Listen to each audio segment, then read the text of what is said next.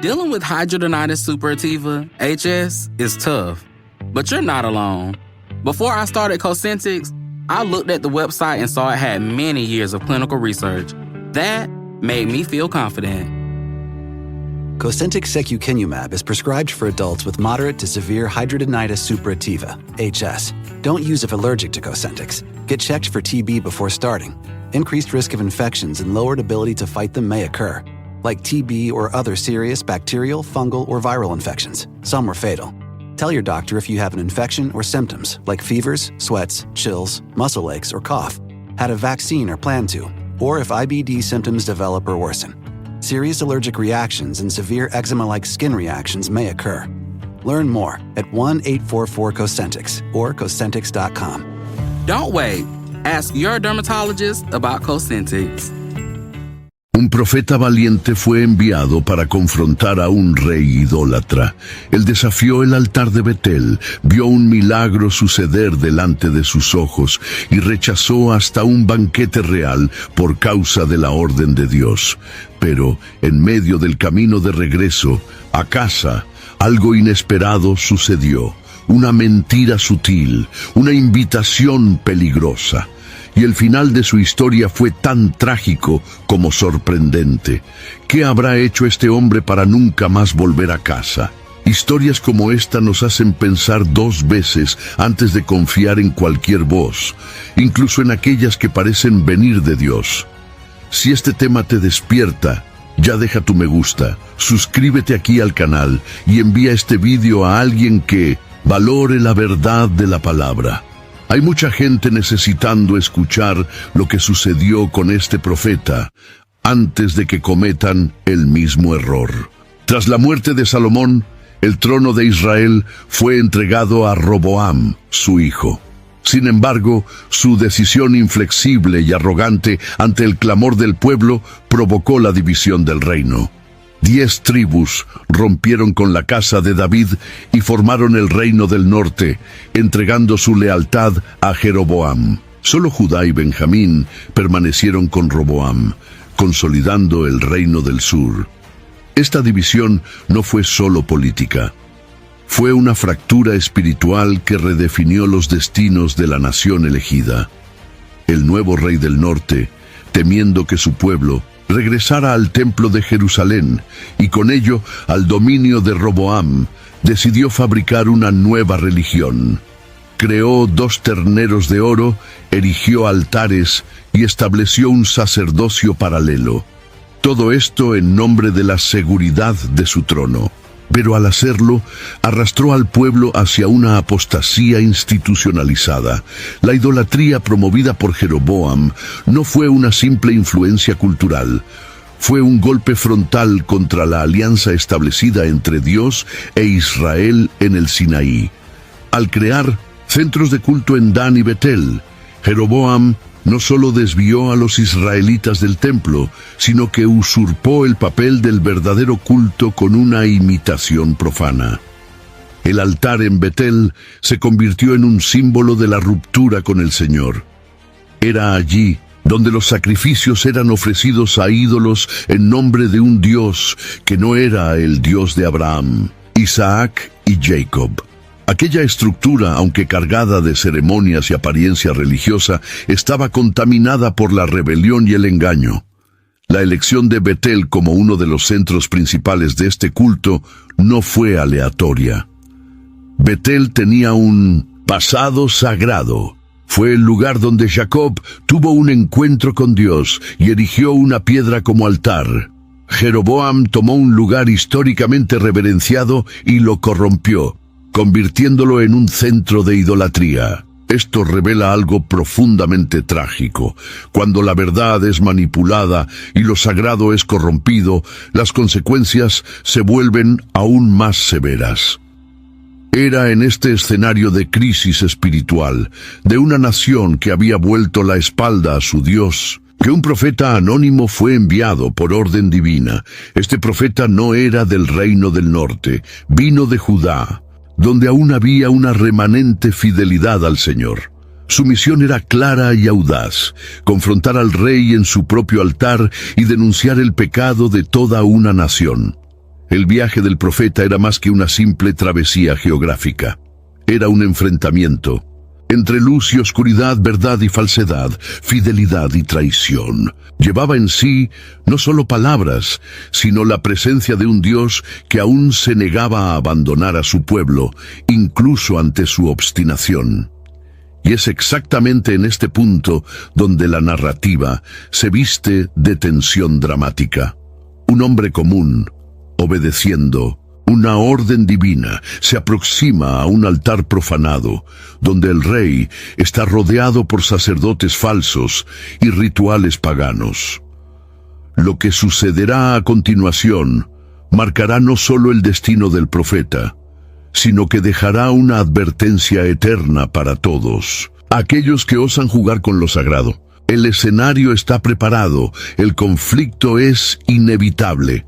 Jeroboam no comenzó su trayectoria como un enemigo declarado de Dios. De hecho, fue el propio Señor quien prometió darle el trono de las 10 tribus si andaba en rectitud. Sin embargo, en lugar de confiar en la promesa divina, se dejó dominar por el miedo. Temía que los corazones del pueblo volvieran a Jerusalén cuando subieran al templo para adorar, y que con ello perdiera su influencia. Este temor lo llevó a tomar decisiones que revelaron su inseguridad espiritual y su ausencia de fe. En lugar de confiar en Dios para mantener su reinado, eligió sostener el trono mediante artificios humanos y prácticas paganas. El miedo, cuando gobierna un corazón, tiene el poder de distorsionar la percepción de la realidad. Jeroboam vio un peligro donde había una oportunidad de fidelidad. Al instituir una religión alternativa, buscaba controlar al pueblo a través de la espiritualidad, transformando el culto en un instrumento de poder político.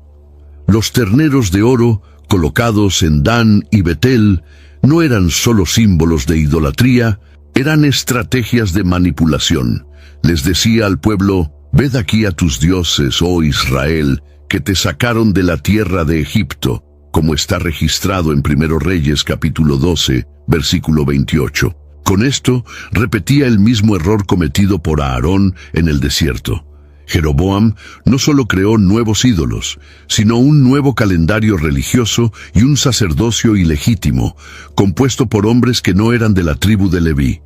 Reescribió las bases de la fe, formateando una religión que sirviera a sus intereses. Cuando el culto es moldeado por la conveniencia y no por la verdad, deja de ser adoración y se convierte en una caricatura. La fe, sin sumisión, se transforma en manipulación.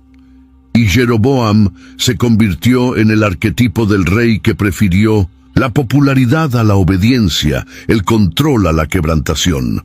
Lo más grave es que Jeroboam no solo pecó, institucionalizó el pecado. Su liderazgo arrastró multitudes al error, normalizó la idolatría y distorsionó la identidad espiritual de un pueblo que debería ser luz entre las naciones.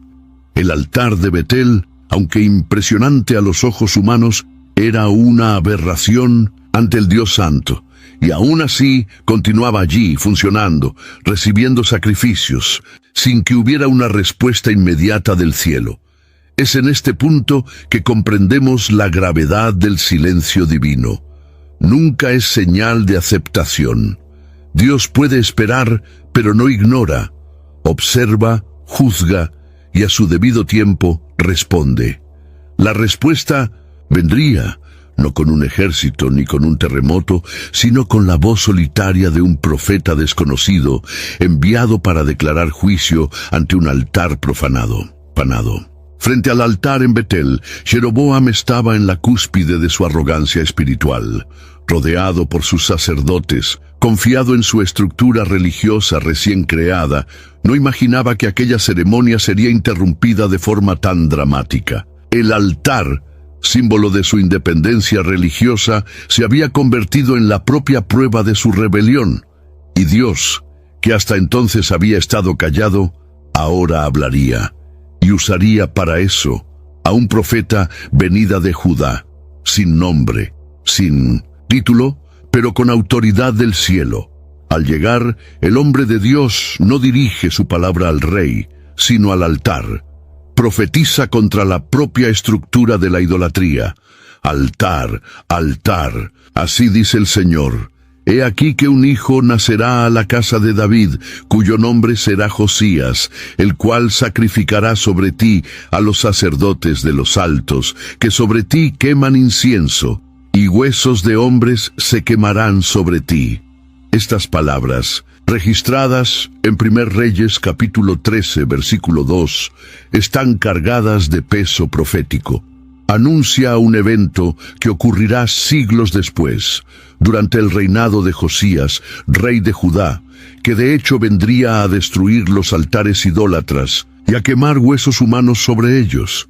El altar de Betel, que representaba el intento de reinventar la fe, sería un día transformado en sepulcro. La profecía del hombre de Dios traía no solo juicio, sino la confirmación de que Dios aún estaba en control de la historia, incluso cuando parecía ausente. El uso del nombre de Josías, con siglos de anticipación, revela el dominio absoluto del Señor sobre el futuro y su determinación en purificar su adoración. Pero no bastaba anunciar, era preciso un signo inmediato. El profeta declara que el altar se rompería y que las cenizas se derramarían como prueba de que lo que él hablaba venía del Señor. Y esto sucede delante de todos. La estructura se rompe, las cenizas se esparcen, y la ceremonia pagana es interrumpida por el mismo Dios. La idolatría, que parecía tan sólida, comienza a desmoronarse. Lo que era grandioso a los ojos humanos se revela frágil ante la presencia del Altísimo. Ese episodio es un recordatorio de que ningún altar construido al margen de Dios puede permanecer en pie. Puede haber belleza, riqueza, influencia, pero si está desconectado de la voluntad divina, está destinado al colapso. La profecía contra el altar es un clamor divino por la restauración de la verdad, una convocatoria para que el pueblo vuelva al verdadero culto. Y el hecho de que todo esto ocurre ante un rey rebelde muestra que Dios aún no había desistido de confrontar el error con gracia, verdad y poder. El momento en que el hombre de Dios surge frente al altar de Betel lleva la intensidad de un enfrentamiento celestial. No llega con ejércitos ni con aplausos, llega solo, pero revestido de la palabra del Señor. Esta entrada abrupta en medio de una ceremonia idólatra expone el contraste entre la obediencia silenciosa y la rebelión institucionalizada. Mientras el pueblo y el rey se involucraban en los rituales falsificados, ese profeta atravesaba el escenario como un testigo vivo de la fidelidad divina. No hay registro de su nombre, quizás para que su identidad no se sobreponga al mensaje que llevaba. No buscaba protagonismo, sino justicia. Cuando el profeta pronuncia su sentencia contra el altar, no está hablando solo al presente, está dialogando con el futuro. El altar de Betel, que en ese momento era el centro del culto idolátrico, sería el mismo donde siglos después Josías consumaría la profecía. Esta precisión profética es más que una predicción. Es la manifestación de un Dios que ya habita el mañana. Y cada palabra del profeta resuena con autoridad, silenciando la liturgia fabricada e instaurando un temor que paraliza incluso a los más confiados. Lo más impresionante es que el profeta actúa sin titubear. Sabía de los riesgos, estaba en territorio enemigo, denunciando el pecado del rey ante su corte. Un gesto así podría costarle la vida, pero no retrocede. Su valentía revela que, cuando alguien está lleno de la palabra de Dios, no hay ambiente hostil capaz de silenciarlo. El verdadero profeta no se curva al sistema, no negocia su voz y no se protege con neutralidad. Habla, incluso si sus palabras rasgan el ambiente por la mitad. La sentencia divina no se limita a palabras. El altar se rompe y las cenizas se derraman. Es el cielo respondiendo con señales visibles a una generación que se alimentaba de mentiras. Este rompimiento físico simboliza la ruptura espiritual que Dios deseaba causar en el corazón del pueblo. La imagen de un altar agrietado, en pleno funcionamiento, es una metáfora poderosa. Las estructuras religiosas pueden continuar operando, incluso cuando ya han sido rechazadas por Dios. Este momento debió haber provocado un arrepentimiento colectivo, pero lo que vemos a continuación es una reacción de hostilidad. Jeroboam extiende la mano para prender al profeta, como quien intenta sofocar la verdad con violencia, pero Dios, que vela por sus siervos, interviene de manera sorprendente. Y este gesto será el próximo elemento de la narrativa. En el instante en que Jeroboam extiende su mano para mandar prender al profeta, algo inesperado sucede. Su mano se seca. Él queda paralizado, inmóvil, como si su propio cuerpo se negara a cumplir con el acto de represión. Esta parálisis divina no es solo un castigo. Es una señal pública de que Dios no permitirá que la verdad sea silenciada por autoridades humanas. El gesto del rey es interrumpido antes de ser completado, como si el cielo estuviera diciendo: hasta aquí y no más allá. La escena es de humillación. Un rey que hace pocos instantes parecía invencible, ahora implora ayuda ante el mismo hombre que había confrontado. La mano seca es más que una interrupción física. Es un espejo de la condición espiritual de Jeroboam. Él está espiritualmente reseco, desconectado de la fuente de la vida. Y su intento de castigar al profeta revela su desesperación por mantener el control sobre una situación que claramente ha escapado de sus manos. El altar, por su parte, cumple exactamente lo que el profeta había anunciado. Se parte en dos, y la ceniza se esparce. Es como si la estructura, hasta entonces imponente, confesara su culpa ante la palabra divina. Ninguna fachada religiosa resiste al fuego de la verdad.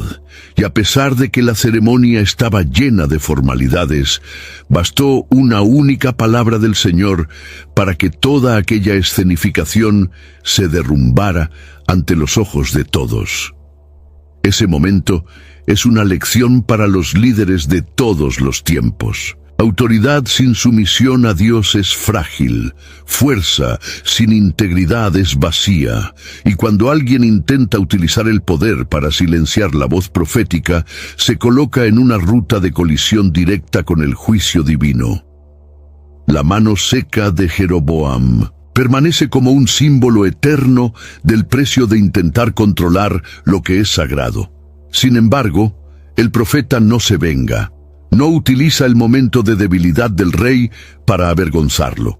Al contrario, al ser solicitado, ora por él. Y Dios lo escucha. Esto revela algo aún más profundo.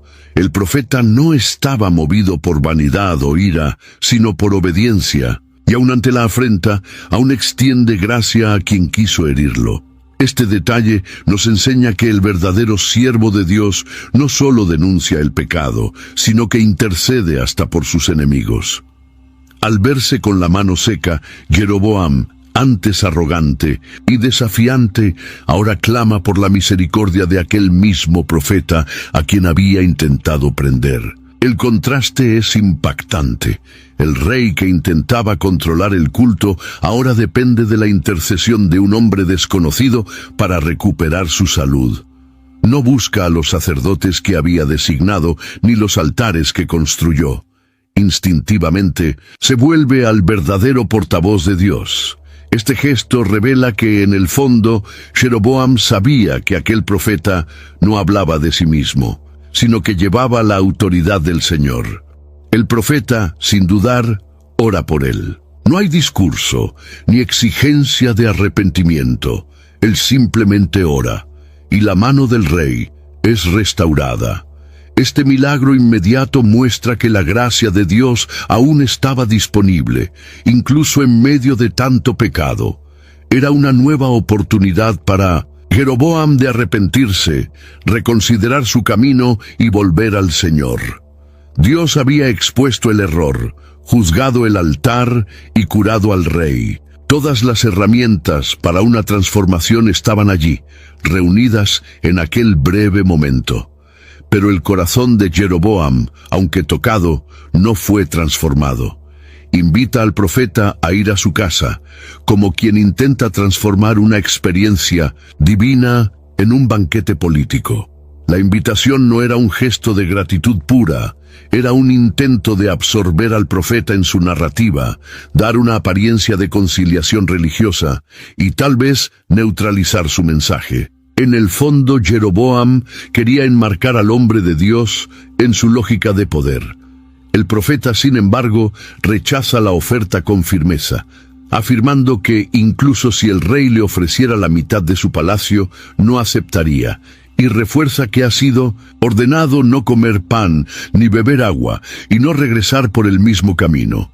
Esta obediencia radical nos muestra que la misión profética no termina con la entrega del mensaje. Se extiende a la conducta, al comportamiento, a los detalles aparentemente pequeños. La fidelidad no está solo en hablar, sino en andar. Este momento revela que, incluso ante el poder, el oro y las posibilidades de confort, el hombre de Dios prefirió mantener su integridad. Comprendía que aceptar la hospitalidad del rey podría diluir su autoridad espiritual, y por eso se niega. Con la misión cumplida, se marcha por otro camino, como le fue ordenado. El problema es que, aunque ha vencido la tentación en el palacio, enfrentará un peligro aún más sutil en el camino de regreso. Y ese peligro no vendrá de un enemigo declarado, sino de alguien que habla en nombre de Dios. La negativa del profeta a la generosa oferta de Jeroboam no era solo una demostración de disciplina personal, sino una respuesta directa a la palabra que había recibido del Señor. Dios le había ordenado claramente que no comiera pan, no bebiera agua y no regresara por el mismo camino. Este mandato, aparentemente simple, cargaba implicaciones profundas. Se trataba de una separación absoluta entre el profeta y todo lo que tenía que ver con la idolatría. Comer con el rey significaría, a ojos del pueblo, una especie de aprobación tácita o reconciliación con el sistema que él había acabado de denunciar. Ese gesto nos enseña que hay momentos en que la obediencia a Dios exige no solo palabras correctas, sino también actitudes coherentes. El profeta no podía permitir que su conducta debilitara la fuerza de su mensaje. La integridad de un mensajero no está solo en la fidelidad al hablar, sino también en el celo por los detalles de su comportamiento. Al rechazar la oferta, estaba diciendo con su vida: no participo de esto, no me alío a aquello que Dios está juzgando. La postura firme del profeta también nos recuerda que hay peligros que vienen disfrazados de honor. La invitación del rey podría parecer una recompensa, una puerta abierta, una nueva oportunidad, pero en realidad era una trampa para neutralizar la voz profética. Muchas veces, el enemigo no intenta destruirnos con persecuciones, sino con elogios, comodidad y aparente aceptación. Es por eso que la vigilancia espiritual es indispensable incluso después de grandes victorias. La mayor prueba puede no ser el enfrentamiento con el mal, sino la seducción de la alianza conveniente.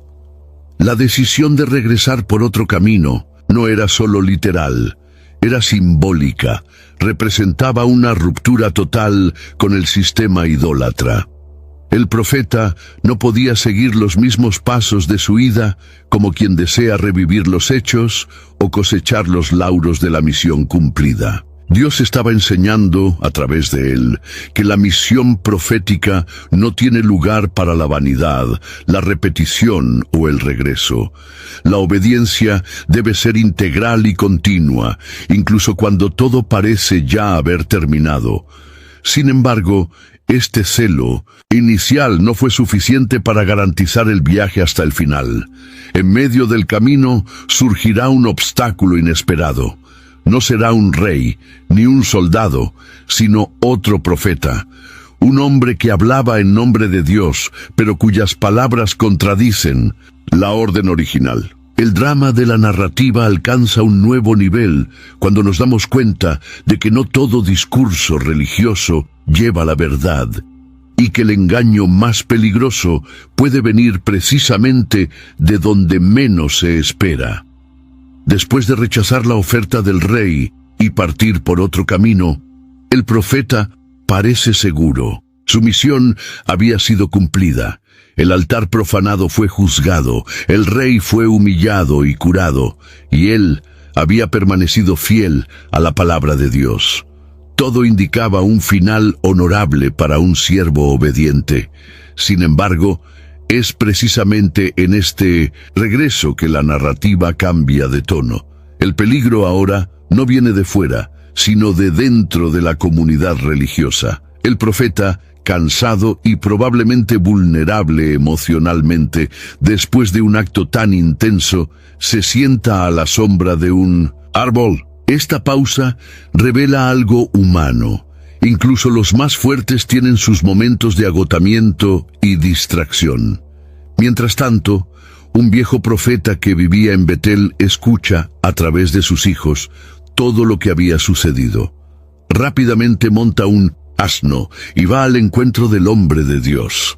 Su motivación no está explícitamente clara, pero sus acciones levantan sospechas. Al encontrarlo descansando, el viejo profeta hace una invitación directa: vuelve conmigo a casa y come pan. Es una invitación simple, aparentemente inocente, proveniente de alguien que también se presenta como profeta. Pero es en este momento que comienza la verdadera batalla espiritual. El hombre de Dios resiste, repite la orden que había recibido del Señor, demostrando aún fidelidad. Pero el viejo insiste, ahora usando una táctica más sutil. Dice que un ángel le apareció y le trajo una nueva instrucción que contradice la anterior. Al escuchar esto, el hombre de Dios cede, cree en el viejo profeta y regresa con él, rompiendo el orden divino. Esta decisión cambiará radicalmente su destino. Este episodio revela una verdad desconcertante. No toda voz que dice «El Señor me habló» está, de hecho, en sintonía con Dios. El viejo profeta usó el nombre del Señor para justificar una mentira. Tal vez no lo hizo por maldad intencional, sino por impulso, vanidad o deseo de asociarse a un evento divino. El problema es que su mentira tuvo consecuencias eternas. Al confiar en la voz de un hombre en lugar de la palabra directa de Dios, el profeta más joven se coloca en ruta de desobediencia. Este momento es una advertencia grave. No importa cuán respetable, piadosa o experimentada parezca ser la fuente, la palabra de Dios no debe ser relativizada. La obediencia parcial es, a los ojos del Señor, desobediencia. El profeta, que había enfrentado a un rey con valentía, sucumbió a la voz suave de alguien que hablaba con apariencia de autoridad espiritual. Y es en este punto que vemos cómo el engaño religioso puede ser aún más peligroso que la persecución declarada. El viejo profeta de Betel es una figura envuelta en misterio y ambigüedad. Él es descrito como alguien que también ejercía el ministerio profético, pero que al parecer se había conformado con el ambiente corrompido a su alrededor. No protestaba contra el altar de Jeroboam, no se levantaba contra los terneros de oro, ni denunciaba la idolatría. Vivía en silencio, resignado, quizás olvidando el llamado que un día recibió. Y es precisamente este hombre quien toma la iniciativa cuando oye hablar del profeta de Judá. La pregunta que surge es: ¿Qué lo motivó? ¿Envidia? ¿Curiosidad? ¿Arrepentimiento?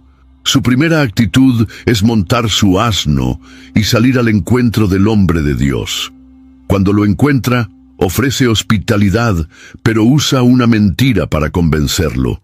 Alega que un ángel le había aparecido y había dado una nueva orden. Esto nos muestra un punto crítico de la narrativa. El viejo profeta estaba dispuesto a usar el lenguaje de la fe para justificar la ruptura de un principio divino. Esta actitud, aunque hecha con intenciones humanas comprensibles, es un agravio al carácter de Dios. La manipulación de la revelación es una de las formas más peligrosas de engaño espiritual. Al convencer al profeta más joven a regresar, el viejo profeta asume un papel de influencia fatal. Quizás no imaginaba las consecuencias de su mentira. Quizás estaba solo tratando de revivir una gloria pasada o sentirse útil ante el movimiento de Dios. Pero su error no es menor por eso. Él es el instrumento que lleva a otro profeta a la ruina. Esto nos confronta con la responsabilidad de nuestras palabras, especialmente cuando hablamos en nombre de Dios. Durante la comida, algo sorprendente ocurre. Dios, que antes no había hablado con el viejo profeta, ahora lo usa como portavoz de juicio. La misma boca que había mentido ahora transmite una sentencia verdadera. Él declara que el hombre de Dios no volverá a su hogar y que su cuerpo no será sepultado con sus padres. Es una palabra dura que revela que Dios puede usar incluso instrumentos defectuosos para comunicar su justicia. El viejo profeta, al oírse hablando, parece ser tomado por un sentido de temor. Él entiende que fue el catalizador de la tragedia que vendría. La presencia de este personaje ambiguo en la historia nos obliga a reflexionar sobre la autenticidad de la vida espiritual. Hay profetas que viven de recuerdos, que han perdido el fervor, que continúan hablando en nombre de Dios sin vivir en sintonía con Él. Y hay peligros profundos en confiar más en la autoridad de los hombres que en la claridad de la palabra que el propio Dios nos dio. El viejo profeta es una advertencia de que, incluso entre los que tienen apariencia de piedad, puede haber caminos tortuosos que conducen a la caída. El drama de la historia del profeta de Judá gana contornos aún más complejos cuando percibimos que la desobediencia fue provocada por una mentira revestida de espiritualidad. El viejo profeta no se presentó como un hombre común, sino como alguien que también tenía experiencias con Dios. Usó el nombre del Señor como sello de autenticidad para una palabra que no venía del cielo. Esta táctica es antigua y sigue siendo uno de los mayores peligros enfrentados por quienes desean andar en fidelidad, la falsificación de la revelación. Cuando alguien dice, el Señor me habló, pero contradice lo que Dios ya ha dicho claramente, no solo está cometiendo un engaño personal, está poniendo sobre sí la responsabilidad de distorsionar lo sagrado. El viejo profeta afirmó haber recibido una nueva instrucción por medio de un ángel, como si la orden anterior ya no fuera suficiente. Esta manipulación es tan sutil que engaña incluso a un hombre que acababa de realizar una misión profética de gran impacto. Esto nos muestra cuán fácil es confundir celo espiritual con engaño cuando la vigilancia es abandonada. Lo más inquietante en este episodio es que el profeta más joven, a pesar de su obediencia inicial, cede ante la supuesta autoridad del viejo. Él elige creer en la palabra del otro hombre, incluso si esa palabra contradice la revelación original. Este detalle es crucial. Dios le había hablado directamente, no había espacio para la duda, pero el discurso del viejo profeta parecía piadoso, convincente, familiar. Es precisamente esta familiaridad religiosa la que hace que el engaño sea tan eficaz. No siempre el error viene con apariencia de error.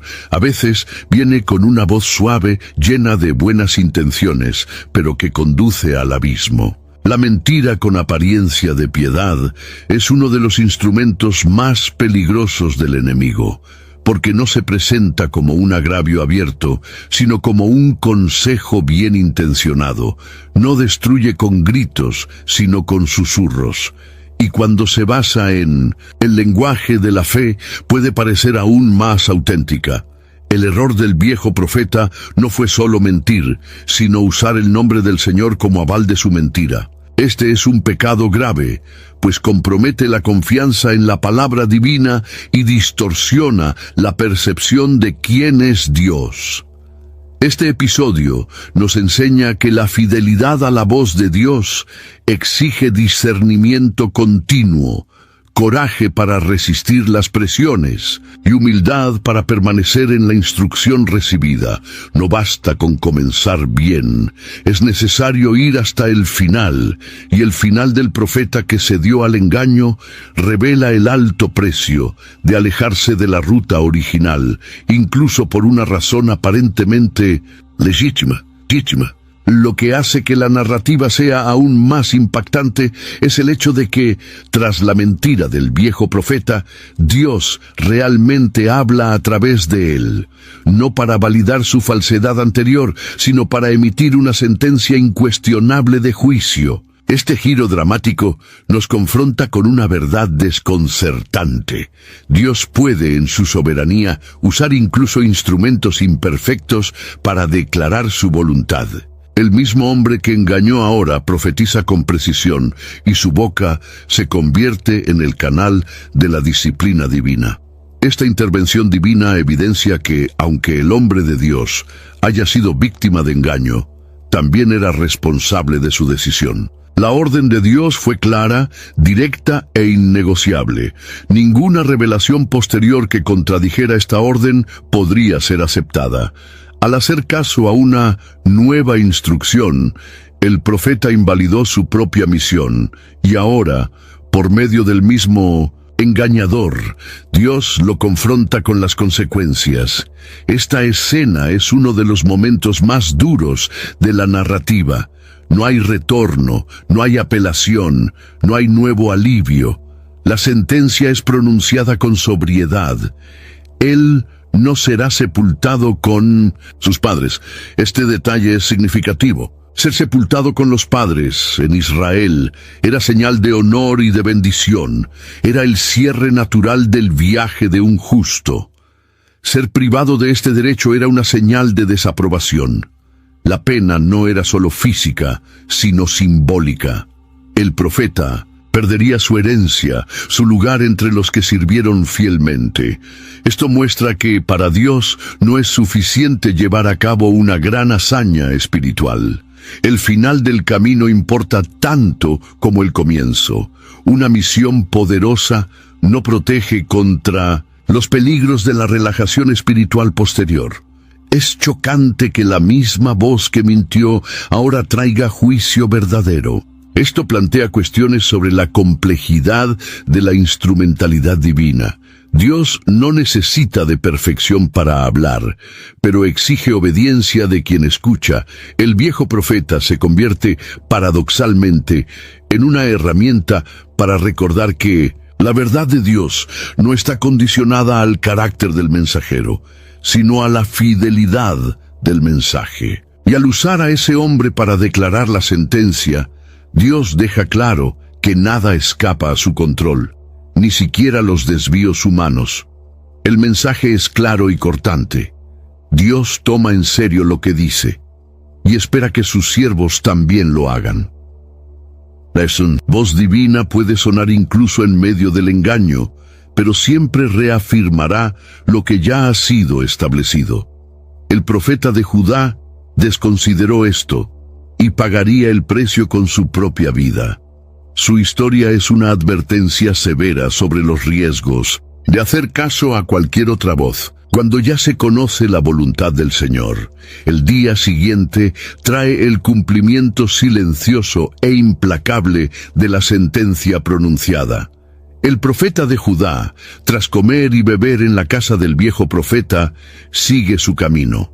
Parte, pero no volverá. En el camino, una figura inesperada entra en escena. Un león. Este animal, símbolo clásico de fuerza y juicio, no aparece por casualidad. Ataca al profeta y lo mata, pero no devora su cuerpo ni hiere al asno que lo acompañaba. La escena es extraña, casi surrealista. El león permanece junto al cuerpo y al asno, inmóvil, como un guardia ceremonial. Es como si la propia naturaleza estuviese siendo usada para proclamar un veredicto divino. El mensaje de este evento es claro. Lo que ocurrió no fue un accidente ni una coincidencia. Fue un juicio. La muerte del profeta, en un camino solitario, con el cuerpo expuesto y el asno al lado, forma una imagen cargada de significado. Murió no por falta de valor, ni por causa de sus enemigos, sino por desobediencia a una orden directa. Y Dios usó una bestia para hacer visible el peso de su decisión. El león, en este contexto, se convierte en el ejecutor de la justicia divina, pero su comportamiento inusual revela que no actuó por instinto, sino por designación superior. La escena es presenciada por personas que pasan por el camino. Ven el cuerpo, el asno y el león, y esparcen la noticia en Betel. El hecho de que el león no haya devorado el cuerpo ni atacado al asno es repetido con asombro.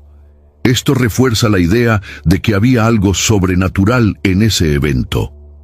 La muerte del profeta se convierte en una señal, una alerta visible para toda la comunidad. Era como si Dios estuviera diciendo: vean y aprendan. Este es el destino de quien trata con ligereza mi palabra. Cuando el viejo profeta oye la noticia, su reacción es de lamento. Reconoce que el hombre que murió era de hecho un hombre de Dios. Va hasta el lugar, encuentra el cuerpo y lo lleva de regreso para sepultarlo, pero el peso del acontecimiento ya no puede ser revertido. El juicio fue consumado y ahora solo queda el testimonio de lo que podría haber sido un viaje victorioso, cerrado con honor, pero que terminó en disciplina. Este episodio invita a cada lector a reflexionar profundamente sobre su propia caminata. ¿Cuántas veces, después de grandes victorias, bajamos la guardia? ¿Cuántas voces escuchamos, incluso cuando ya sabemos lo que Dios nos ha dicho?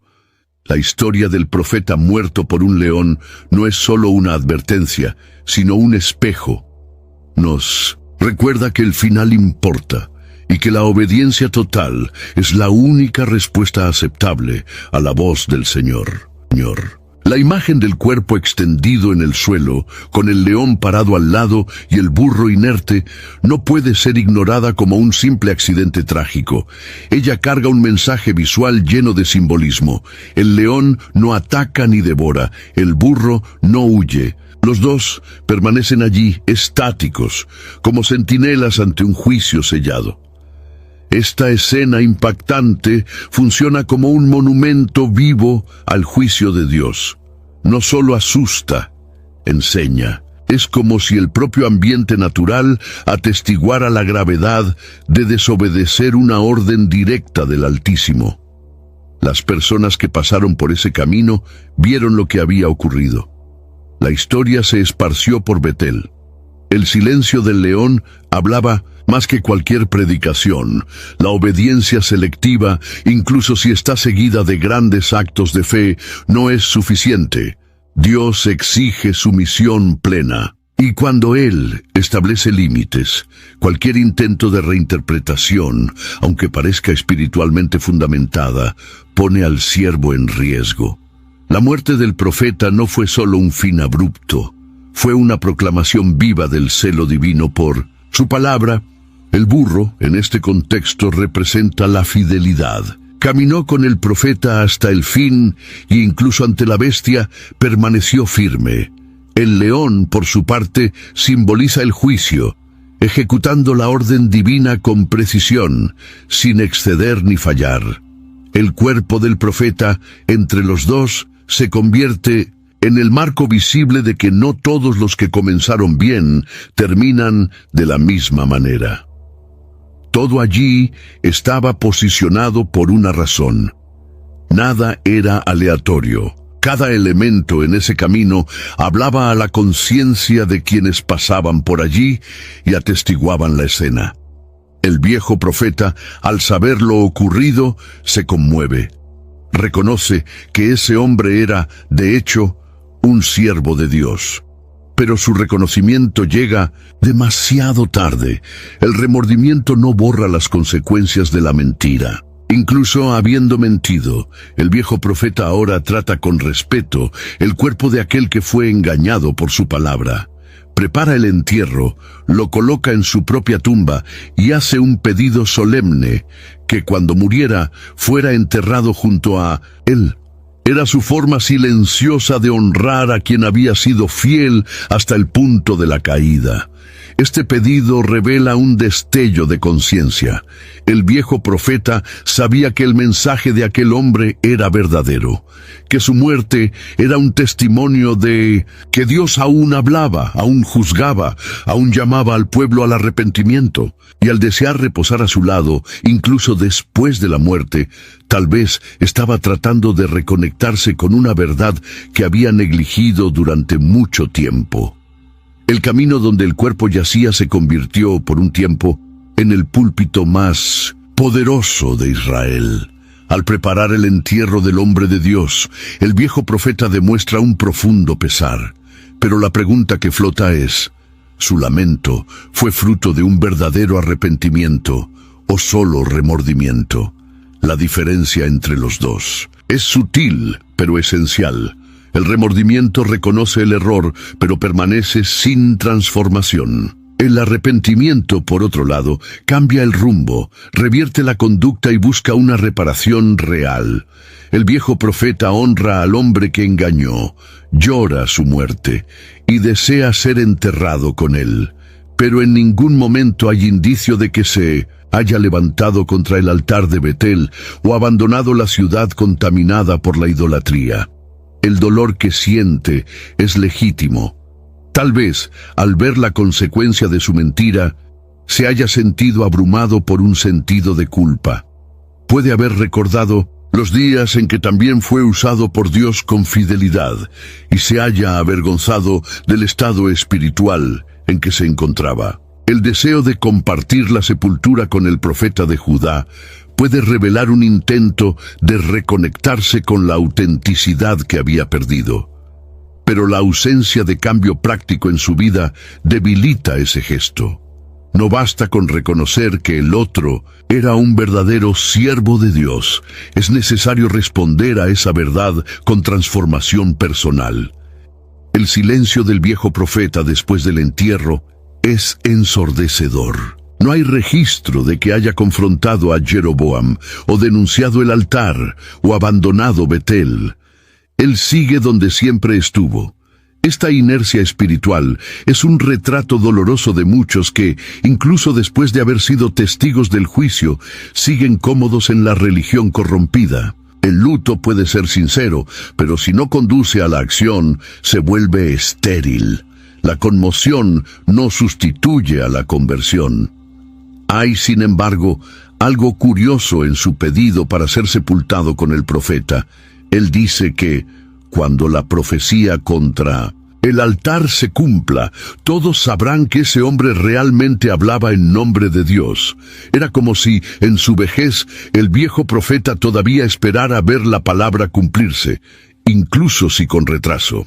Esta expectativa, incluso mezclada con la pasividad, muestra que la semilla de la verdad había sido replantada en su corazón. Quizás no germinara con suficiente fuerza para cambiar todo a su alrededor, pero aún estaba viva. Esta ambigüedad del viejo profeta nos obliga a mirar hacia nosotros mismos. ¿Cuántas veces lamentamos los efectos del pecado sin realmente abandonarlo?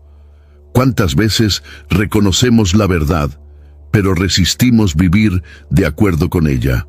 La historia de este hombre es una advertencia sobre los peligros de la espiritualidad nostálgica, aquella que recuerda lo que Dios hizo, pero ya no responde a lo que Él está haciendo. A pesar de haber presenciado el juicio sobre el altar, la sequedad de su mano y su posterior curación, e incluso la muerte trágica del profeta de Judá, Jeroboam no se arrepiente. Primero Reyes, capítulo 13, versículo 33, declara con claridad desconcertante que, después de estas cosas, Jeroboam no se convirtió de su camino malo. Esta frase resume el corazón endurecido de un hombre que tuvo innumerables oportunidades de cambiar, pero prefirió permanecer en el control de su religión construida. Es una decisión que no solo selló su destino personal, sino que afectó toda la línea del reino del norte. Jeroboam eligió mantener los altares, los becerros de oro y el sistema de culto alternativo. Continuó ordenando sacerdotes entre el pueblo, rompiendo deliberadamente con la instrucción de que solo los levitas debían ministrar delante del Señor. Sabía que estaba equivocado. Sabía que Dios había hablado, pero endureció el corazón. Esta postura revela que el pecado no siempre es fruto de ignorancia. A veces es una elección fría y calculada de resistir la verdad para preservar el poder. Este tipo de dureza es una de las formas más peligrosas de rebelión espiritual. Cuando alguien conoce la verdad, pero la rechaza conscientemente, está diciendo con su vida: prefiero mi voluntad a la voluntad de Dios. Y eso lo cambia todo, porque a partir de ese momento no hay más espacio para excusas. El juicio que vendrá será no solo justo, sino inevitable. Jeroboam dejó de ser solo un rey inseguro, se convirtió en un símbolo de apostasía deliberada. Y cada vez que el texto bíblico se refiere a reyes malvados del norte, usa la expresión anduvo en los caminos de Jeroboam, hijo de Nebat. Esta asociación duradera revela el peso de las decisiones espirituales. Un líder no peca solo, arrastra consigo generaciones. Jeroboam tuvo la oportunidad de humillarse, pero prefirió mantener las apariencias. Fue confrontado por lo sobrenatural, vio la mano de Dios en acción, pero resistió. El resultado: la palabra del Señor se cumple, y el juicio se aproxima, no solo sobre él, sino sobre su casa. Su linaje sería exterminado, y su nombre se convertiría en sinónimo de desvío. La historia de Jeroboam es una advertencia poderosa sobre lo que sucede cuando la verdad es ignorada en nombre de la comodidad o la conveniencia.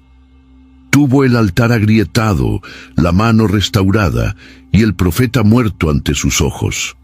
Pero aún así, eligió el camino amplio, lo que podría haber sido una trayectoria marcada por el arrepentimiento y la restauración, se convirtió en una narrativa de endurecimiento y caída.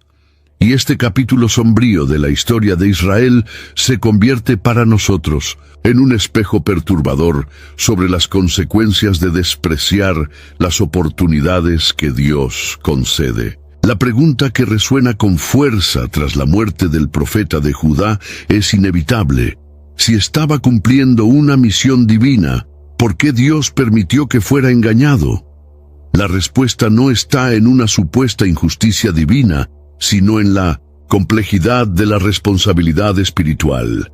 Dios había hablado directamente con el profeta. La instrucción era clara, sin margen para la duda. Cuando elige hacer caso a una nueva voz, incluso si proviene de otro profeta, no solo está siendo engañado, está abandonando el principio de obediencia absoluta. Dios permitió el engaño no porque deseaba la caída, sino porque la fidelidad debe ser probada en todas las circunstancias. La obediencia no se prueba solo ante la oposición declarada, sino también ante la seducción sutil. El profeta enfrentó un rey sin miedo, pero no resistió la voz dulce de un colega religioso. Eso muestra que el mayor desafío para los siervos de Dios no siempre proviene de los enemigos declarados, sino de aquellos que parecen estar del mismo lado, pero que no viven bajo la misma verdad. La permisividad divina, en este caso, revela una pedagogía severa. La historia del profeta sirve como una lección duradera para todos los que vendrían después.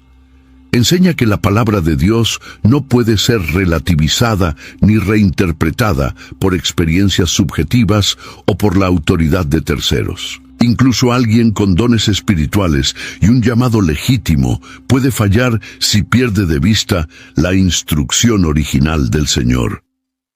El engaño del viejo profeta solo tuvo poder porque el hombre de Dios abandonó el discernimiento que antes había demostrado. Dios es justo, y aún en la disciplina Él comunica enseñanza. La muerte del profeta no fue la anulación de su misión, sino la inscripción permanente de un principio.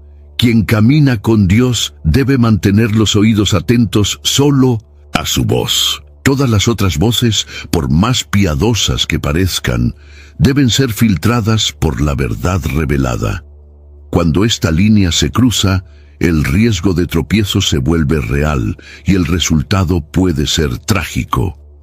Esta narrativa nos hace pensar con sobriedad. ¿Cuántas veces preferimos seguir consejos bien intencionados, pero que contradicen la palabra clara de Dios? ¿Cuántas veces somos tentados a adaptar la instrucción divina a nuestra conveniencia? La historia del profeta de Judá nos obliga a enfrentar la seriedad del llamado, el peso de la responsabilidad y el costo de abandonar la ruta por una sugerencia aparentemente inofensiva. El tratamiento que Dios da al profeta desobediente puede parecer severo a primera vista, pero revela algo profundo sobre la responsabilidad de quien conoce la verdad. El Señor no trata a todos de la misma manera. Hay un nivel de exigencia proporcional al nivel de revelación recibido. El profeta de Judá no era un hombre cualquiera. Él había recibido una orden clara, una misión específica, y fue testigo de señales extraordinarias. Su proximidad con lo sagrado exigía un estándar elevado de obediencia. Esa severidad es coherente con el carácter de Dios. El mismo que ofrece gracia abundante también exige fidelidad absoluta. En Deuteronomio capítulo 18, del versículo 20 en adelante, ya estaba establecido que el profeta que hablara o actuara en nombre del Señor con ligereza sería responsabilizado con rigor. El conocimiento de la verdad es un privilegio, pero también una gran responsabilidad. La caída del profeta no es un fallo cualquiera. Es una ruptura con la confianza depositada en él como mensajero. La muerte del profeta es, al mismo tiempo, un lamento y una alerta. Dios no lo destruye por casualidad, ni por ira.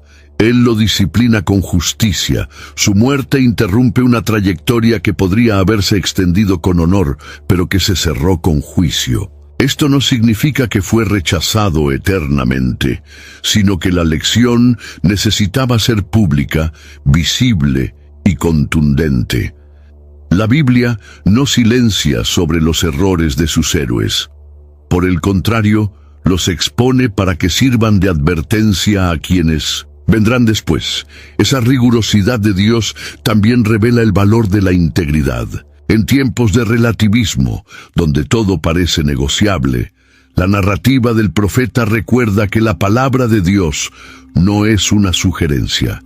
Es un llamado a la obediencia integral. No basta con empezar bien, es necesario terminar fiel. Y la historia muestra que incluso los más usados por Dios pueden fracasar si pierden el enfoque de la obediencia absoluta. Esa severidad no debe llevarnos al miedo paralizante, sino a la reverencia. Dios no exige perfección humana, sino compromiso innegociable con su voz. El profeta de Judá cayó porque confió en la palabra de un hombre más que en la voz del Señor.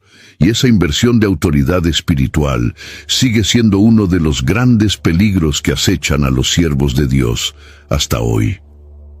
La historia del profeta, que desobedeció y nunca volvió a casa, termina con un clamor silencioso a la vigilancia.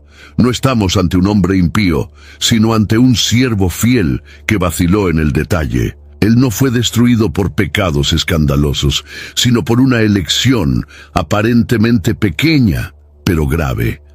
Optar por una obediencia selectiva.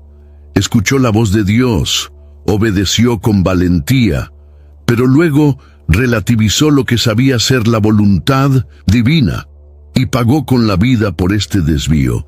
La obediencia selectiva es la gran trampa del corazón religioso. Cumplimos lo que nos parece heroico, pero descuidamos lo que nos parece irrelevante. Respetamos los mandamientos que nos ponen en evidencia, pero despreciamos aquellos que nos exigen silencio, disciplina o renuncia. El profeta de Judá fue brillante en el enfrentamiento con el rey, pero falló en resistir la invitación de un hombre que parecía bien intencionado. Su tragedia es un espejo de nuestras propias fragilidades. El llamado a la vigilancia no es un apelo para vivir con miedo, sino para vivir con propósito. Dios aún habla. Su palabra sigue siendo el estándar, y cada uno de nosotros, al escuchar su voz, es invitado a caminar con diligencia, discernimiento y temor. No podemos apoyarnos en experiencias pasadas, ni en títulos o logros. La caminata cristiana es continua y exige atención constante a los desvíos sutiles que surgen disfrazados de piedad. El final de la historia nos recuerda que no basta con llevar un llamado, es necesario terminarlo con fidelidad. El profeta comenzó su jornada con valentía, confrontó el error, vio milagros, mantuvo su integridad ante el rey, pero cayó porque confió más en una nueva voz que en la voz original. La fidelidad a Dios no está en cuán grande fue nuestra misión, sino en cuán profundamente obedecimos hasta el último paso. Este episodio nos confronta, nos enseña y nos mueve a la reflexión. ¿Qué tipo de altar hemos confrontado? ¿Qué tipo de voz hemos escuchado? Y más importante, ¿estamos siguiendo hasta el fin el camino que Dios trazó o cediendo a las sugerencias bien intencionadas que nos desvían poco a poco de la ruta? Que nunca olvidemos, hay un precio para la obediencia selectiva y puede costar mucho más de lo que imaginamos.